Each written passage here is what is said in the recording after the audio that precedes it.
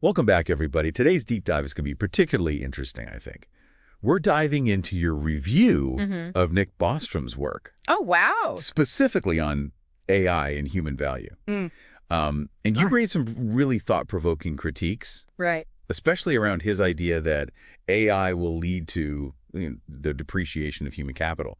But you argue that Bostrom's vision might be a bit too, Right. shall we say, limited. Yeah, I mean, what's so fascinating about your perspective is how you really push back against this whole, this notion of obsolescence. You're suggesting that Bostrom's focus on like the economic value of human capital misses this much larger point. Yeah. That AI isn't some like external force that's, replacing us, but rather an extension of human intelligence itself. You even go as far as to say that Bostrom is thinking too small. Oh. You argue the future isn't about humans becoming obsolete, but about humans evolving, transferring our intelligence into new forms, redefining what truly matters. Yeah. And I got to say, I'm really drawn to that idea. It's a very compelling counterpoint to this like often doom and gloom narrative surrounding AI. Right. Bostrom, with his emphasis on like economic efficiency and productivity, does seem to frame humans as, primarily units of output. And, he predicts that jobs requiring complex skills like doctors, lawyers, even artists could be overtaken by AI that performs these tasks faster and cheaper. And it's that narrow focus on, just economic output that you're challenging. Yeah. You highlight that Bostrom seems to overlook this like intrinsic human need for meaning, purpose, and growth. Exactly. You even pull out a quote from one of the sources that says, "Life isn't a race to maximize output." Yeah. Which I think perfectly encapsulates your critique. Indeed, there's a subtle but crucial distinction there. Yeah. If we reduce human value to solely economic output, we miss this richness of human experience. We derive meaning from the process of learning, creating, overcoming challenges. Yeah. Think about like the satisfaction of mastering a skill. The joy of artistic expression, the sense of purpose that comes from contributing to something larger than ourselves. Yeah. These aren't easily quantifiable, but they're essential to what makes us human. It's like arguing that a 15-hour work week is ideal simply because it gives us more leisure time. Right. Sure, more free time sounds appealing, but what about the sense of identity and purpose many people find in their work? Wouldn't a world where AI handles everything leave us feeling a bit empty? That's a key point. Yeah. You're pushing us to think beyond these simple economic metrics and to consider these deeper psychological and existential needs that drive us, what motivates us, what gives us a sense of fulfillment.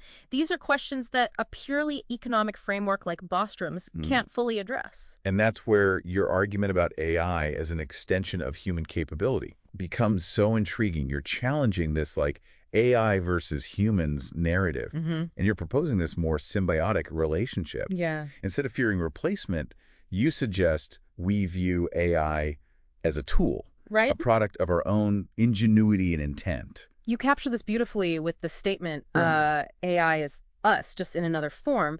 You're highlighting that AI isn't some like alien force, but rather a manifestation of human intelligence embodied in new mediums like data and algorithms. It's human intelligence amplified and expressed in new and powerful ways. And I think that reframing is so crucial. Yeah. If we see AI as an extension of ourselves, it opens up this whole new set of possibilities. Instead of fearing obsolescence, we can ask, how can we leverage this incredible tool to enhance human potential? How can we direct its development in ways that align with our values and aspirations? It's a very powerful shift in perspective. Instead of being passive victims of technological change, you're advocating for a more proactive and empowering role for humans in shaping the future of AI. You argue that by viewing AI as a tool, we can move beyond anxieties about job displacement and start exploring how it can help us tackle complex challenges. Unlock new creative possibilities, and ultimately redefine what it means to be human in a world increasingly intertwined with AI. And you even go a step further by suggesting that AI might not just change how we work, but also what we value. Instead of defining ourselves solely by what we produce, you envision a future where human value is measured by our capacity for experience, connection, and meaning-making. You propose this shift from, what can I produce, to how do I experience, relate, and create meaning? Exactly. That's a profound reimagining of human value. Yeah. And I think it speaks to these deeper anxieties that many people feel about AI's impact on our lives. Yeah, you're pushing us to consider a world where human worth isn't solely tied to economic output. Right. It's a world where qualities like curiosity, empathy, creativity, and critical thinking become even more valuable precisely because these are areas where AI might struggle to replicate human capabilities. It's a world where we might find fulfillment not just in our work, but in the richness of our experiences, our relationships, and our ongoing pursuit of knowledge and understanding. And that leads us to a very fascinating question. Yeah. What does this shift in values mean for the future of work, leisure, and even the pursuit of happiness in a world increasingly shaped by AI? It's a question that goes beyond the purely economic effort and delves into the realm of human psychology, philosophy, and even spirituality. Yeah. And it's a question that we'll continue to explore in just a moment. Now, I know what some listeners might be thinking. If AI can create any experience we desire, wouldn't life become, well, a bit boring? Yeah. If we outsource all the challenges and effort to AI, where's the sense of accomplishment? Where's the thrill of discovery? You've hit upon a concern that Bostrom himself addresses. He distinguishes between what he calls subjective and objective boredom. Okay. Subjective boredom is that feeling of restlessness or dissatisfaction we experience when we're not engaged or stimulated. Objective boredom, on the other hand, refers to a lack of inherently interesting or worthwhile things to pursue, regardless of our subjective feelings. So even if AI could eliminate subjective boredom, that nagging sense of I'm so bored, there would still be objectively interesting things out there worth exploring, even if they don't provide instant gratification or easy entertainment. Think about it this way. AI might be able to generate a perfect replica of the Mona Lisa, but the original still holds a certain allure, a historical weight, a depth that a copy just can't quite capture. There's a reason people still flock to see the real thing, even though they could easily access, a digital reproduction. I see what you mean. The copy might be technically perfect, but it lacks the context, the history, the human element that gives the original meaning. But precisely. And Bostrom argues that this principle applies to experiences as well. Even in a world where AI can simulate any experience, there will still be this drive to seek out authentic, unmediated encounters with the world, to engage with the real, the raw, the unpredictable. That's a fascinating idea. It suggests that there's something about the human experience that goes beyond simply satisfying our desires or eliminating discomfort. We crave challenge, novelty, surprise. We want to feel like we're actively participating in life, not just passively consuming it. And that brings us back to your point about AI as an extension of human capabilities. You argue that instead of fearing replacement, we should be looking for ways to leverage AI to augment our abilities, to push the boundaries of what's possible, and to open up new avenues for exploration and discovery. You envision a future where AI isn't just automating tasks, but also helping us to ask better questions, to make new connections, to see the world in new ways. And perhaps, as you suggest, AI can even help us to discover new forms of meaning and value, to redefine what matters most to us as individuals and as a species. Bostrom actually touches on this idea when he talks about the potential scarcity of certain values in a technologically advanced world. He suggests that things like global novelty, the thrill of discovering something truly new, and a sense of purpose that transcends our individual lives might become harder to come by in a world where AI can readily provide for most of our material needs and desires. That's a very thought-provoking point. It suggests that even if AI can satisfy many of our basic needs and desires, there will still be this yearning for something more, a longing for experiences that connect us to something larger than ourselves, that challenge us to grow and evolve, that give us a sense of purpose and meaning. So it's not just about avoiding boredom. It's about finding ways to live meaningful, fulfilling lives in a world where AI is transforming the very nature of work, leisure, and human experience itself.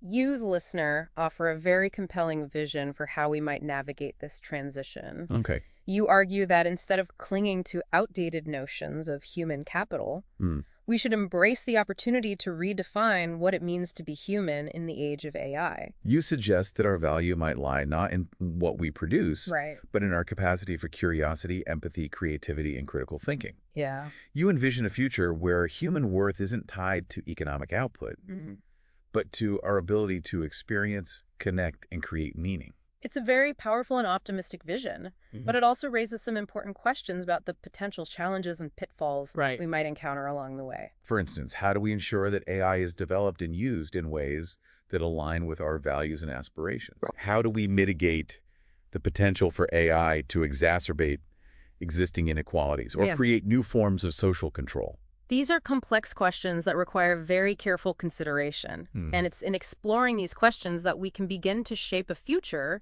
where AI empowers human flourishing rather than undermining it. So while Bostrom's focus on the economic implications of AI is important, you've challenged us to broaden the conversation, to think beyond simple metrics of productivity, and consider the deeper philosophical and existential questions at stake. You've reminded us that the future isn't predetermined. It's something we actively shape through the choices we make, the questions we ask, and the values we prioritize. And in a world where AI is rapidly reshaping the landscape of possibility, it's more important than ever to engage in these conversations, to critically examine the assumptions we hold about human value, and to envision a future that reflects our highest aspirations for ourselves and for humanity as a whole. And perhaps, as you suggest, in embracing the possibilities offered by AI, we might even discover new dimensions of human potential, new avenues for creativity and connection, new ways of experiencing the world and finding meaning within it. So, while the future remains uncertain, one thing is clear. The conversation you've started here is crucial, and it's one that we need to continue having with open minds, critical thinking, and a shared commitment to shaping a future where AI serves humanity, not the other way around. And that brings us to a final thought-provoking question for you, our listener, to ponder. Okay. If AI reshapes what we value, what new forms of play, creation, and discovery will capture our imaginations in this post-work world? What experiences and pursuits will we find deeply meaningful, even if they aren't economically productive in the traditional sense? It's a question worth discussing with friends, exploring in your own research. Maybe even starting a podcast about it. Yeah, it really pushes us to think, reimagine the possibilities of human experience in a world where AI might free us from, the constraints of traditional work and economic necessity. What would we do with that freedom? What new forms of creativity, connection, and exploration would we pursue? It's exciting to contemplate a future where human potential isn't limited by, the need to earn a living. Perhaps we'd see a resurgence of craftsmanship, a flourishing of the arts, a renewed focus on scientific discovery driven by pure curiosity rather than economic incentives. Maybe we'd see entirely new forms of expression and connection emerge, things we can't even imagine yet. It's almost like AI could unlock this kind of renaissance of the human spirit, freeing us to pursue our passions, explore creativity, and connect with each other in deeper and more meaningful ways. And perhaps, as you suggest, this shift in focus from production to experience could lead to a more balanced and fulfilling way of life. Instead of constantly striving for more, we might find contentment in simply being, and appreciating the beauty of the world around us, in cultivating meaningful relationships, and in engaging in activities that bring us joy and a sense of purpose. It's a vision that challenges us to rethink our assumptions about what constitutes a good life.